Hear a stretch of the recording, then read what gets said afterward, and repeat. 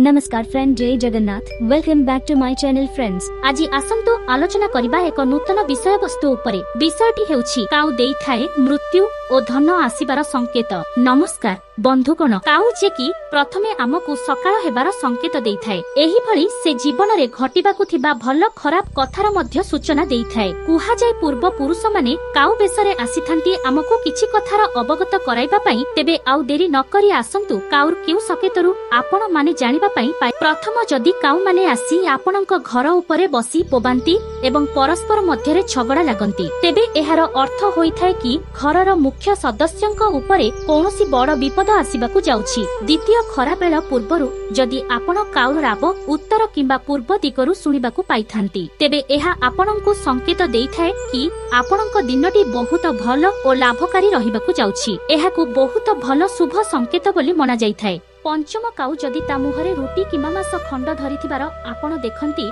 तेबे एही संकेतर अर्थ हेउछि कि आपणक कोनोसी एक बड़ इच्छा पूरा हेबाकु जाउछि। षष्ठ जदि काउ आपणक शरीर उपरे बसी जाए, तेबे आपणंकु शारीरिक एवं मानसिक कष्ट भोग करिबाकु पड़िथाए। सप्तम जदि काउ आपणक मुंड उपरे बसी जाए, तेबे एहा एक अशुभ संकेत अटे। एहार अर्थ आपणकर धन हानि हेबाकु जाउछि। आपण रोगग्रस्त हेबार मध्य संभावना रहिछि। अष्टम जदि काउ सकाळ समय रे उड़ी आसी आपणक शरीर को ता गोड़ स्पर्श करि दिए, तेबे एहा बहुत शुभ होइथाए। एहा आपणक जीवन रे उन्नति एवं धन को आनिथाए। नवम सकाळ उठिबा बेलको जदि देखंती काउ राबु अछि, तेबे एहार अर्थ आपणक घर को अतिथि आसीबाकु जाउछंती। तो फ्रेंड्स, आशा करूछि एही वीडियोटी आपण मानकु निश्चय भल लागुथिबो। जदि भल लागिथाय तेबे वीडियो को लाइक करंतु, मो चैनल को सब्सक्राइब करंतु, पाखरे थिबा बेल आइकन टिकु क्लिक करंतु, कारण आगामी नुवा नुवा वीडियो नोटिफिकेशन आपण माने प्रथम पाइबे। रहिली।